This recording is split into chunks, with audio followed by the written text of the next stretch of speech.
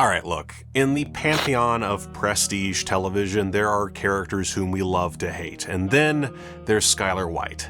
For 5 seasons of Breaking Bad, as Walter White descended from a meek chemistry teacher into the ruthless drug kingpin Heisenberg, a significant portion of the show's audience reserved its most potent venom, not for the meth-cooking, child-poisoning, mass-murdering protagonist, but for his wife.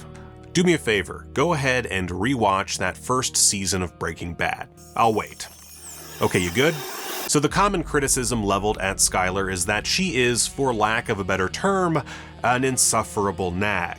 She's constantly questioning Walt, challenging his manhood, and generally being an unpleasant barrier to his burgeoning criminal enterprise. At this point, however, she doesn't have any idea as to what's happening, which leads to a question many fans fail to ask.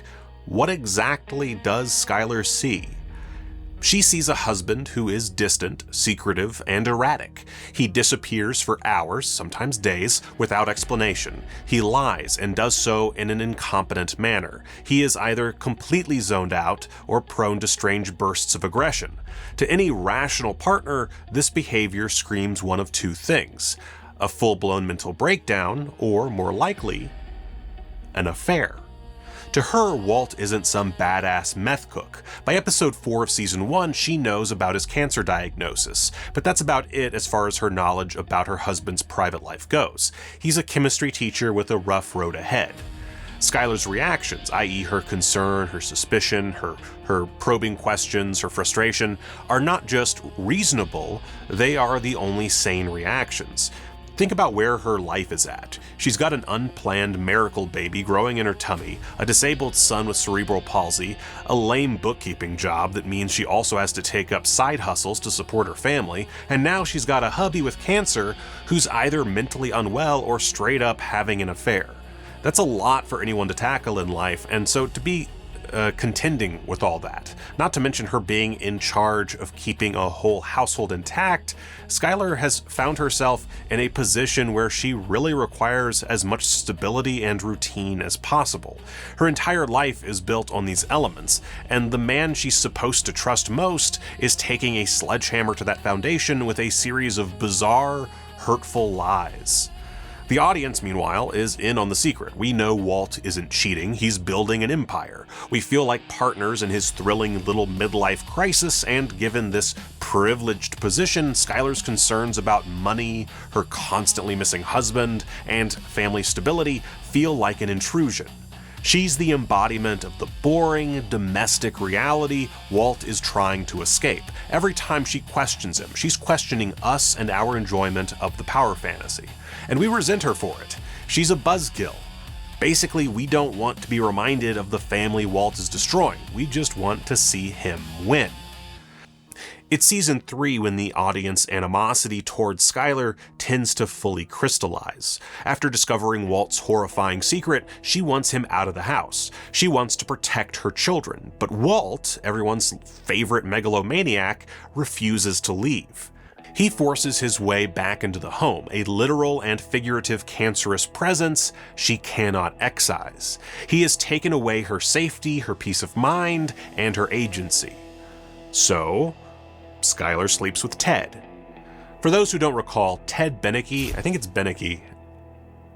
Full disclosure, it's been like a decade since I watched this. Ted Beneke was Skyler's boss for whom she worked as an accountant. Their relationship was always a little inappropriate. In season 2, not only does he have her inappropriately sing Happy Birthday, Mr. President, Happy birthday, Mr. President, but he winds up accompanying her to the birth of her daughter Holly when Walt is busy delivering drugs. That season also notably showed her finding out that Ted was cooking the books for his business, something she would become complicit in as time went on.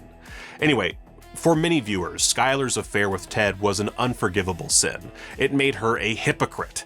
How could she judge Walt's criminality when she herself was an adulterer?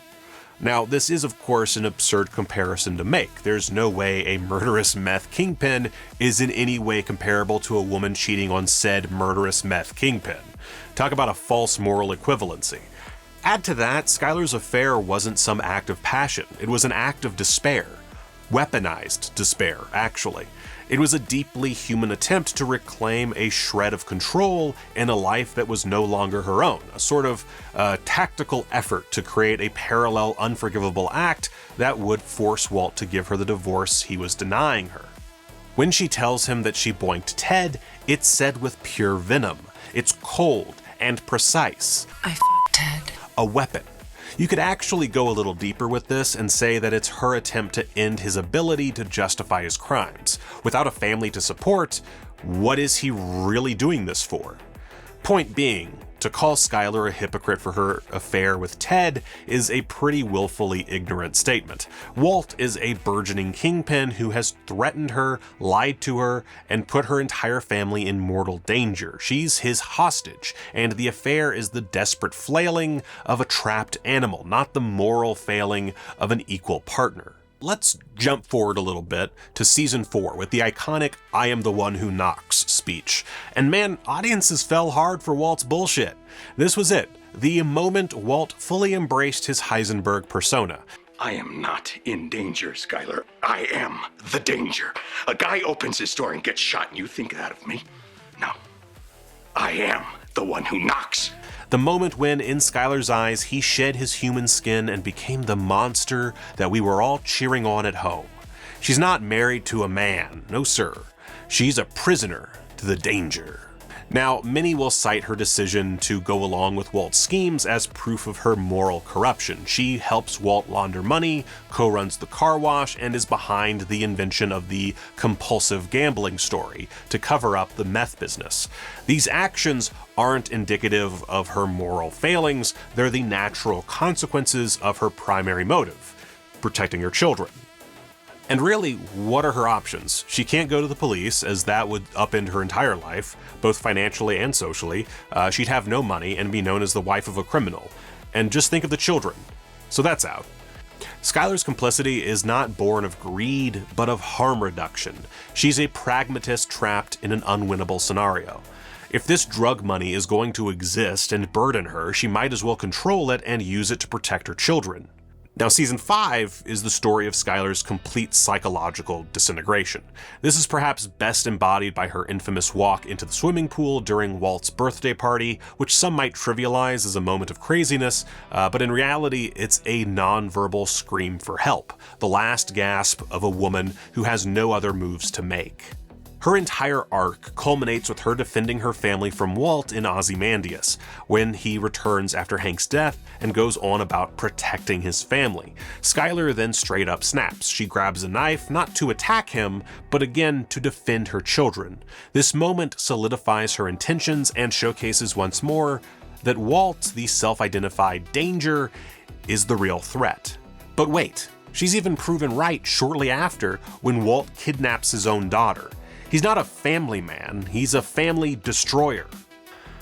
The hatred for Skyler White was never really about Skyler, it was about us. It was a reflection of a deep-seated cultural misogyny that demands wives be passively supportive or conveniently ignorant.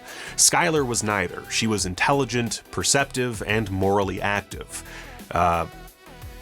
Though flawed. She refused to be a passive victim. She refused to be silent. She even called Walt out on his lies and self-justifying delusions from the very beginning. Show creator Vince Gilligan crafted a masterpiece about the corrosion of a lone man's soul. Walter White was absolutely the protagonist of Breaking Bad, but he was never the hero. The show's greatest tragedy is that so many viewers thought he was. They wanted to be Heisenberg, and they hated Skyler because she was the one person who never bought the act. She was the mirror the show held up, forcing Walt and the audience to see the pathetic, terrifying, and cruel man he'd become. She was the lone adult in the room, and she was right. But hey, maybe after all that bloviating, you still disagree. Fair enough. Let's see those disagreements in the comments below. And hey, until next time, thank you for watching ScreenRant.